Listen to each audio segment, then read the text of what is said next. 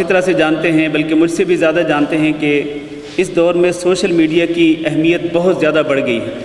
تو social media کے اس دور میں ایک مومن کا کیا کردار ہونا چاہیے، سوشل میڈیا کو کس طرح استعمال کرنا چاہیے، سوشل میڈیا میں کن کن چیزوں سے بچنا چاہیے، اس بارے میں خطاب کرنے کے لیے تشریف لاتے ہیں محترم جناب مولانا شہاب الدین المدنی حفظہ اللہ۔ السلام علیکم ورحمۃ اللہ وبرکاتہ۔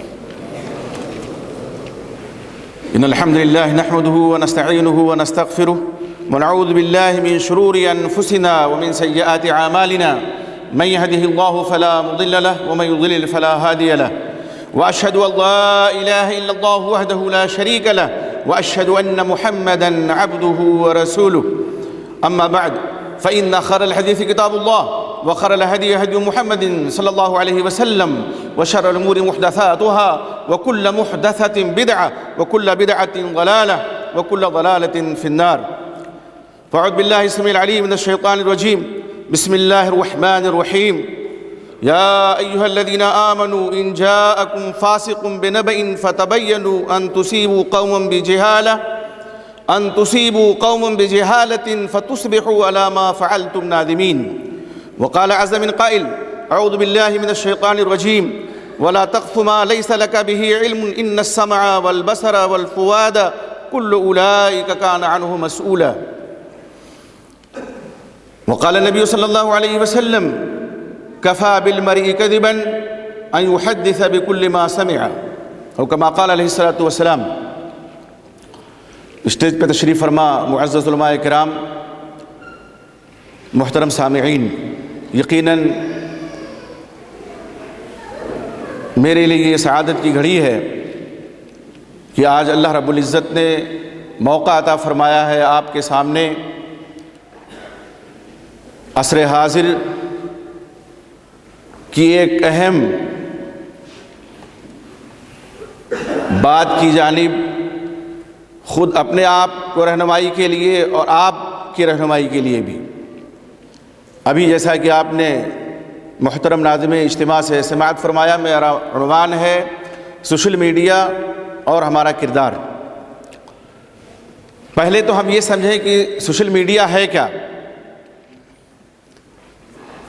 آج زمانہ انٹرنیٹ کا ہے، تو انٹرنیٹ پہ ایک ویب سائٹ سوشل میڈیا کے نام سے ہے، اور اس کے ذریعے سے لوگ اپنے خیالات کا آپس میں تبادلہ کرتے ہیں اور مختلف تنظیمیں اور افراد ایک دوسرے سے مربوط رہتے ہیں، اور اسی طرح سے اپنے پیغام کی ترسیل کرنے اور ساتھ ہی انٹرنیٹ پہ موجود کئی چیزوں، مثلاً ویڈیو ہے، آڈیوز ہیں، پوسٹرز ہیں، ان کو ایک دوسرے کے ساتھ شیئر کرنے کا موقع اس کے ذریعے ملتا ہے۔ یہ زمانہ سائنس و ٹیکنالوجی کا زمانہ ہے، اور ہمارا مذہب اسلام فطری مذہب ہے، علمی مذہب ہے، اور ہم بڑے شرح صدر کے ساتھ یہ بات کہہ سکتے ہیں کہ سائنس کی وہ ایجادات جو مذہب اسلام سے نہیں ٹکراتی ہیں، یقیناً ان کی جانب رہنمائی مذہب اسلام میں، قرآن میں، اللہ کے نبی محمد رسول اللہ صلی اللہ علیہ وسلم کی ارشادات عالیہ میں پہلے سے موجود ہیں۔ یہ ایک بدیہی حقیقت ہے، اور بہت سے سائنسدانوں نے اس کا اعتراف بھی کیا ہے کہ برسہ برس کی تحقیق کے بعد اگر وہ کسی نتیجے پہ پہنچے اور پھر قرآن مجید کو انہوں نے کھول کر کے دیکھا، تو پھر یہ سمجھنے پر وہ مجبور ہو گئے کہ ہم نے اتنی محنت کی، اتنی کاوش کی، اور یہ چیز تو پہلے سے قرآن میں موجود ہے۔ قرآن مجید کا مطالعہ کریں، 1000 سے زائد آیتیں ایسی ہیں قرآن مجید میں کہ جن میں سائنس کا تذکرہ ہے، ٹیکنالوجی کا تذکرہ ہے، آفاق و انفس میں غور و فکر کرنے کا ذکر ہے، اور یہ کائنات، یہ ارض و سما، یہ سورج، یہ چاند، یہ سیارے، یہ انسان، تمام چیزوں میں غور و فکر کا ذکر ہے قرآن مجید میں۔ تفصیل کا موقع نہیں ہے، ورنہ میں آیات کا ذکر کر کے آپ کو بتلاتا۔ 1000 سے زیادہ آیات ہیں، تو صحیح علم اور صحیح دین میں تضاد نہیں ہو سکتا ہے۔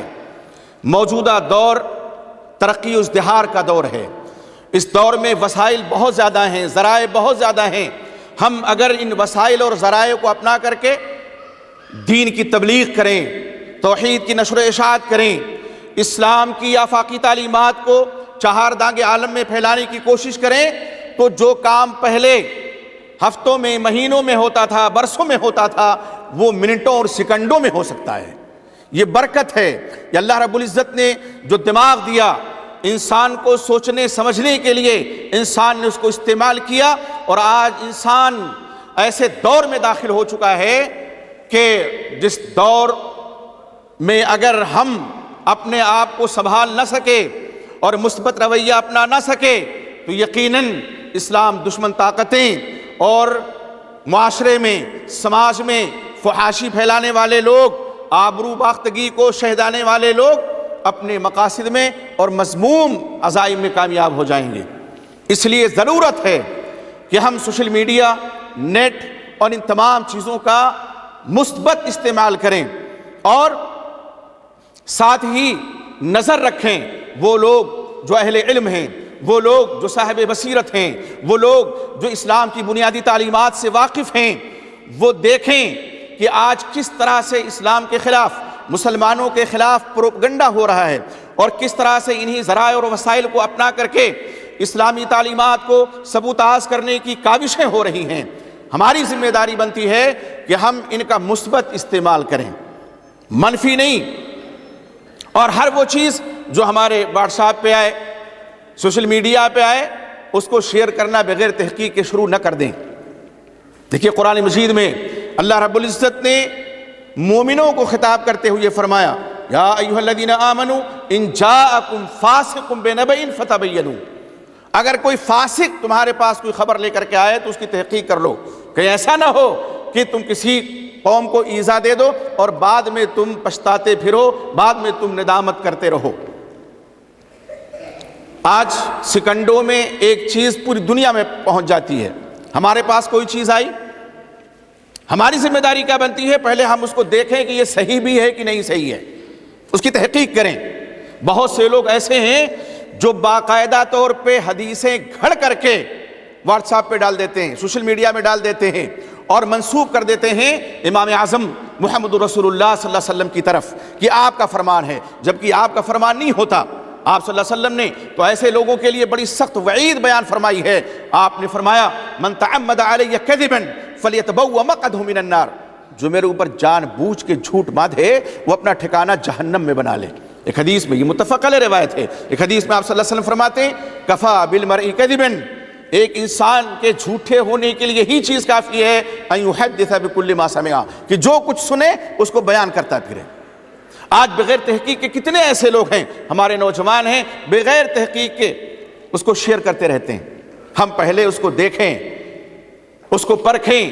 اگر خود نہیں سمجھ سکتے تو اہل علم سے پوچھیں, علماء سے رجوع ہوں, اور ان سے معلوم کریں کہ یہ چیز ہمارے ویب سائٹ پہ آئی ہے, فیس بک پہ ہے, یہ چیز ہمارے واٹس ایپ پہ ہے, سوشل میڈیا میں گردش کر رہی ہے, آپ بتائیے کیا یہ صحیح ہے یا نہیں صحیح ہے.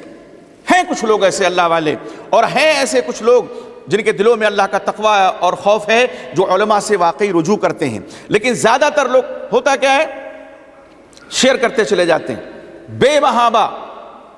اور اب تو اس واٹس ایپ نے کئی مفتیان کرام پیدا کر دی ہیں. بڑا افسوس ہوتا ہے, نیٹ کے مفتی, واٹس ایپ کے مفتی, وہ لوگ جن کو قرآن و حدیث کے بارے میں بہت زیادہ معلومات نہیں ہے, محض کہیں سے دیکھا. دیکھیے جو گوگل ہے نا, گوگل میں رتب و یابس سب بھرا ہوا ہے. آپ یہ سوچیں کہ گوگل کی دنیا رتب و یابس سے پاک ہے اور ساری چیزیں اس میں صحیح ہیں, تو ہم آپ واقعی غلط فہمی کا شکار ہیں. اس میں صحیح باتیں ہیں, اس میں صحیح سے زیادہ جھوٹی باتیں بھی ہیں. اب ایک انسان جو گوگل کا ماہر ہے وہ پہنچا, اس نے کوئی نئی چیز پھڑکتی ہوئی دیکھ لی, اس نے کہا یہ تو بہت, چلو شیئر کر دو. میں آپ کو بتاؤں, علماء جن کے پاس کتاب و سنت کا گہرا علم نہیں ہوتا, جو حدیث فہمی جن کے یہاں نہیں ہے, وہ بعض حدیثوں کا غلط مطلب لے لیتے ہیں. ایک صاحب نے جمعہ کے خطبے میں کئی سال پہلے کا واقعہ، اور سچا واقعہ ہمارے گاؤں کا ہے. انہوں نے خطبے کے دوران کہہ دیا کہ گدھا حلال ہے اور سراحت کی یہی دھوبی کا گدھا حلال ہے. ظاہر ہے اللہ کا فضل و احسان ہے، پورا گاؤں اہل حدیث، تو میرے خیال سے کم 150 علماء ہوں گے ہمارے گاؤں میں. جیسے ہی مسجد سے لوگ نکلے، گھر لیا لوگوں نے کہ آپ نے دھوبی کے گدھے کو حلال کر دیا. انہوں نے کہا بھی ہم نے پڑھا ہے. کہاں پڑھا آپ نے؟ وہ حمار وحشی جو حدیث میں آتا ہے، حمار وحشی جنگلی گائے ہمارے یہاں جس کو کہتے ہیں، یا جنگلی گدھا کہہ لیجئے، وہ بے شک حلال ہے، لیکن گھریلو گدھا تو حرام ہے. اب وہ گدھا لفظ مل گیا حلت کے لیے، انہوں نے سوچا کہ حمار وحشی ہو چاہے حمار اہلی ہو سب حلال ہے، نعوذ باللہ. تو بہت ضرورت ہے، ایک عالم اگر یہ غلطی کر سکتا ہے، یقیناً وہ اہل حدیث مدارس سے فیض یافتہ نہیں تھے، ان کا سابقہ اور مدرسوں سے پڑھا ہوا تھا، لیکن ایک بات انہوں نے شیئر کر دی، اس کا فوراً محاسبہ ہوا. ہمارے ہاں ہندوستان میں ایک بہت بڑا دارالعلوم ہے، بہت بڑا، اور بڑی شہرت ہے اس کی، اور خصوصاً اس سلسلے میں کہ چاہے فتویٰ پوچھا جائے اور چاہے نہ پوچھا جائے، وہ فتویٰ دینا اپنا فرض منصبی سمجھتا ہے. کئی سال ہو گئے، راشٹریہ سہارا ایک اخبار اردو کا نکلتا ہے لکھنؤ سے، فتویٰ آ گیا. کیا فتویٰ آیا؟ کہ ٹیلی ویژن پہ دینی پروگرام دیکھنا حرام ہے. دیکھیے، لوگ جدید وسائل کو اپنا کر کے اپنا کام کر رہے ہیں اور ہم دور بھاگ رہے ہیں. اور یہی دارالعلوم ہے، جب ریڈیو آئی تھی تو کہا ریڈیو کا استعمال حرام ہے، اور جب انگریزوں کا دور تھا تو فتویٰ دیا کہ انگریزی تعلیم سیکھنا حرام ہے، اس لیے کہ یہ انگریزوں کی زبان ہے. یہ جو سوشل میڈیا ہے نا، یہ رحمت بھی ہے، زحمت بھی ہے. ہم کیوں نہ اس کو رحمت سمجھ کر کے اس کا جائز استعمال کریں، اس کا مثبت استعمال کریں. تو صاحب فتویٰ آ گیا کہ ٹیلی ویژن پہ دینی پروگرام دیکھنا حرام. میں نے پڑھا تو پرچہ میرا نکلتا تھا عفاف کے نام سے خواتین کا. میں نے اداریے میں لکھا کہ اگر مفتی محترم کا یہ فتویٰ بازار میں چل جائے، میں نے یہی لفظ استعمال کیا تھا، بازاری فتویٰ ہے، تو ان کو اپنا وہ قلم بھی توڑنا پڑے گا جس قلم سے وہ فتویٰ نویسی کرتے ہیں، فتویٰ لکھتے ہیں. آپ پوچھیں کیسے؟ ہم نے کہا کہ آج مفتی صاحب یہ کہہ رہے ہیں کہ ٹیلی ویژن پہ دینی پروگرام دیکھنا بھی حرام ہے. وجہ بیان کی اس میں انہوں نے کہا اس لیے کہ اس میں ناچ گانے کی محفلیں بھی ہوتی ہیں اور ادھننگی عورتیں بھی آتی ہیں ٹیلی ویژن پہ، اس لیے دینی پروگرام دیکھنا حرام ہے. میں نے کہا اگر یہ وجہ بن جائے حرمت کی تو وہ قلم توڑنا پڑے گا جس قلم سے فتویٰ لکھتے ہیں. اس لیے کہ آج مفتی صاحب کے ہاتھ میں قلم ہے، اس سے وہ فتویٰ نویسی کرتے ہیں. اور اگر یہی قلم تسلیمہ نسرین، سلمان رشدی جیسے دشمنان اسلام کے ہاتھ لگ جائے تو اس سے کیسی تحریریں سرزد ہوں گی؟ ایسی تحریریں جس سے عصمت رسول کی دھجیاں اڑیں گی، علیاذ باللہ. تو اس میں قلم کیا قصور ہے؟ قلم استعمال کرنے والے کا قصور ہے. اسی طرح ٹیلی ویژن کا قصور نہیں ہے، قصور ہے ان ہاتھوں کا، ان انگلیوں کا جو ریموٹ پہ رقص کرتی رہتی ہیں اور ذہنی عیاشی کے لیے ایسے پروگرام دیکھنا چاہتی ہیں کہ جن میں آبرو باختگی ہے. تو ہمیں آپ کو چاہیے اور ضرورت اس وقت کی ہے کہ ہم سوشل میڈیا میں یقیناً جائیں، دیکھیں، پرکھیں، اور جو صحیح چیزیں ہیں ہم ان کو خود فالو کریں، عمل کریں اور اس کی نشر و اشاعت کریں. لیکن جو غلط چیزیں ہیں ان کا تعاقب بھی کریں، ان کا جواب بھی دیں، اور خود اگر جواب نہیں دے سکتے ہیں تو ہم علماء کی طرف رجوع کریں. قرآن مجید میں اللہ رب العزت نے فرمایا کہ فَاسْأَلُوا أَهْلَ الذِّكْرِ إِن كُنتُمْ لَا تَعْلَمُونَ، اہل ذکر سے پوچھو، علماء سے پوچھو اگر نہیں جانتے. ہمارے بعض لوگ اس آیت کو تقلید شخصی کی دلیل میں پیش کر دیتے ہیں اور ترجمہ کرتے ہیں اہل علم کا، علماء کا. ظاہر ہے کہ اہل علم ایک تو ہے نہیں، کئی ایک ہیں، پھر شخصی کیسے ہو جائے گا؟ بہرحال یہاں حکم ہے کہ آپ اہل علم سے پوچھیں، سوال کریں، اس کو ایسے ہی نہ شیئر کرتے پھریں کہ کوئی نئی چیز آ گئی، کوئی نئی چیز آ گئی چلو اس کو شیئر کرنا شروع کر دیتے ہیں. بہت سے لوگ ایسے ہیں کہ بغیر سوچے سمجھے اس کو شیئر کرتے ہیں. پہلے زمانے میں شیئر کرتے تھے, خطوط کا دور تھا اور اس طرح سے وسائل نہیں تھے تیز رفتار, تو غلطی یا ایسی چیزیں جو صحیح نہیں ہیں وہ دیر سے پہنچتی تھی دوسروں تک. لیکن اب تو ذرا بھی دیر نہیں لگتی, سیکنڈوں میں منٹوں میں ایک چیز پہنچ جاتی ہے. اس لیے بھی ضرورت ہے کہ ہم اس کا مثبت استعمال کریں. اس کے فوائد بے شک ہیں, معلومات کی ترسیل میں سہولت ہے, دنیا اس کی وجہ سے گلوبل ولیج بن چکی ہے, مٹھی میں آ چکی ہے, آپسی تعلقات کی استواری میں اس کا بہت اہم واقعی کردار ہے, اور اس کے ذریعے سے عالمی سرحدیں بھی ختم ہو چکی ہیں. لاکھ کوئی چاہے کہ سرحد میں محبوس کر دے انسانوں کو, لیکن سوشل میڈیا نے عالمی سرحدوں کا تصور بھی ختم کر دیا ہے.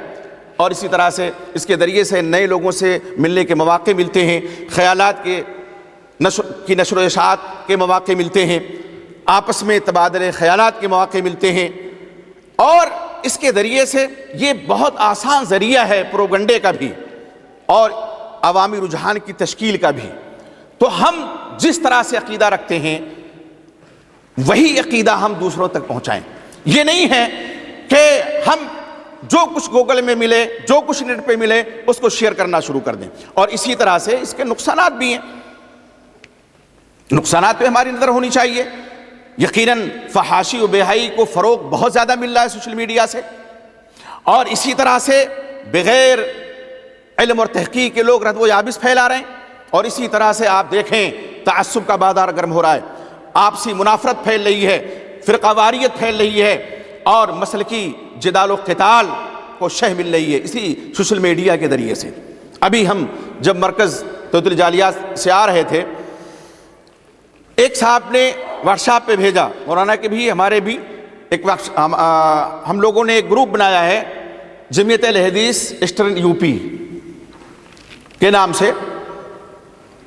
تو اس میں لکھیم پور کا ایک حادثہ ایک صاحب نے شیئر کیا, یو پی میں ہے لکھیم پور, ایک قصبہ ہے, مشہور قصبہ ہے.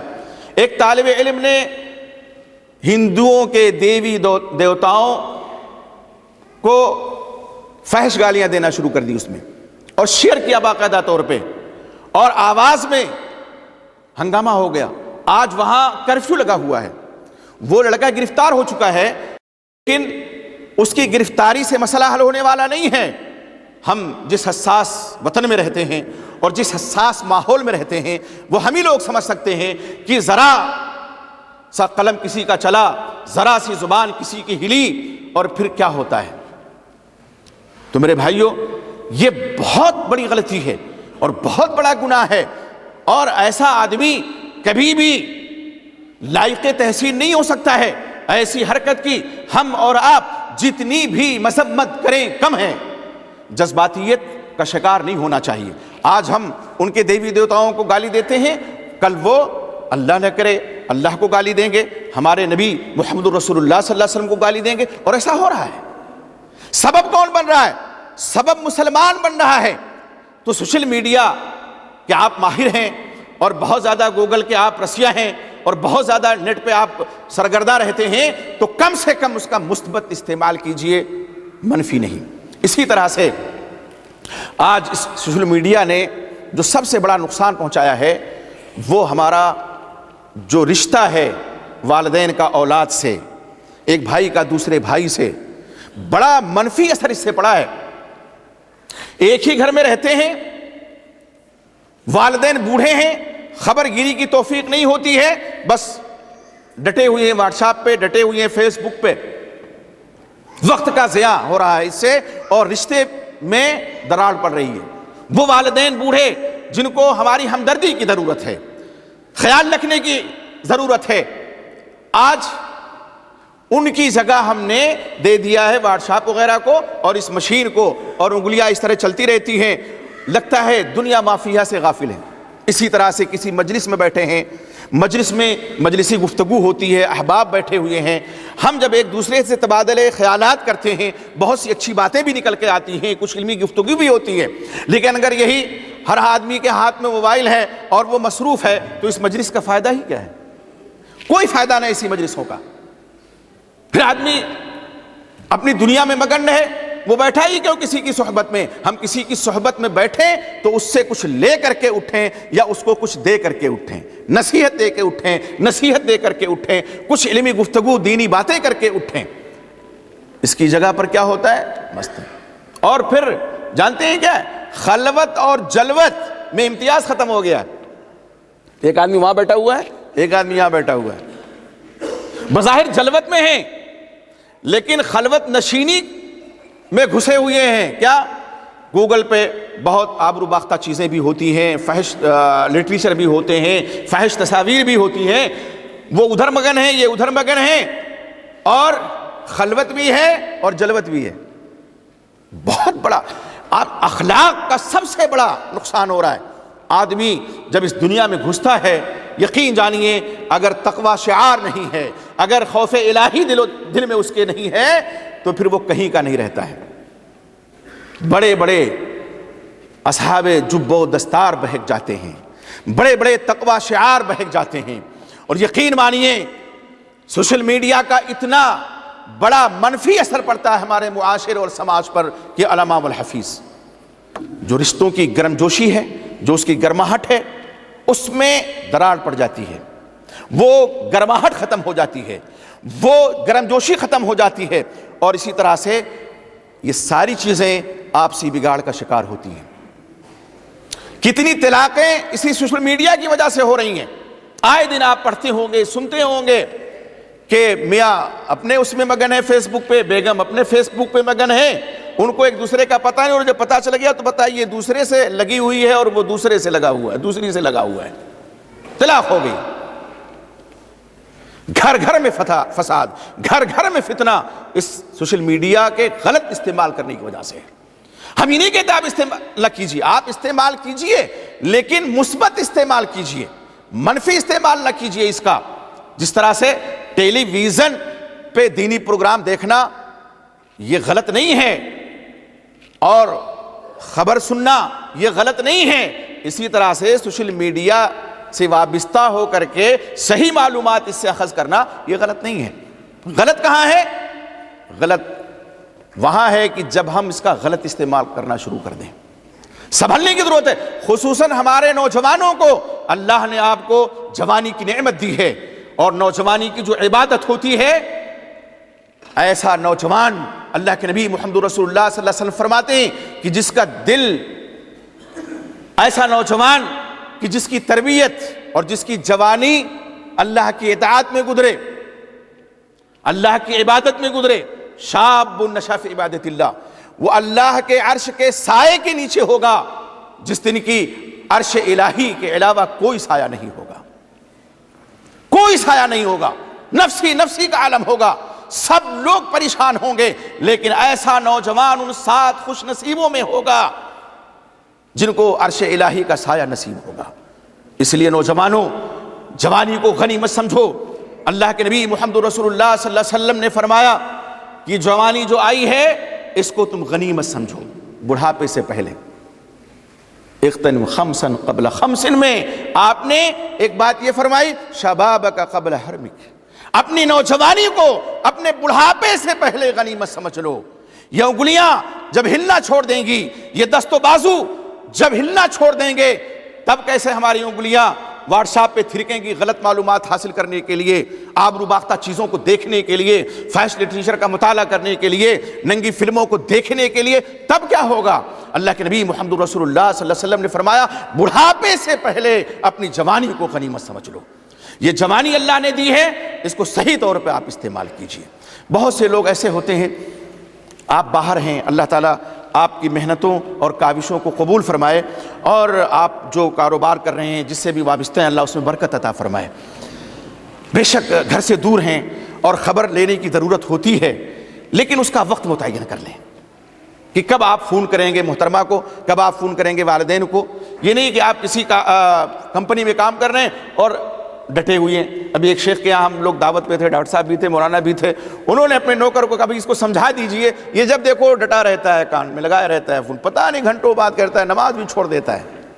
ایسی ہمارا آپ کا بھی حال ہو سکتا ہے، گئے بیٹھے کمپیوٹر پہ ارادہ یہ تھا کچھ علمی کام کریں گے، یا ارادہ یہ تھا کہ جو ہمیں ذمہ داری دی گئی ہے آفس کی طرف سے، دفتر کی طرف سے، کمپنی کی طرف سے، وہ کریں گے، لیکن کوئی سائٹ کھل گئی اب اس میں مگن ہو گئے، یہ وقت کا ضیاع ہے۔ تو میرے بھائیوں، وقت کو غنیمت سمجھو، جوانی کو غنیمت سمجھو، اللہ سے دعا کرو کہ اللہ رب العزت نے جو یہ وسائل ہمیں دیے ہیں یہ اللہ کی رحمت ہمارے اوپر ہے، اللہ تعالی ہمیں ان وسائل کو رحمت ہی ہمارے اوپر بنائے رکھے اور ان کا صحیح استعمال کرنے کی ہمیں توفیق عطا فرمائے۔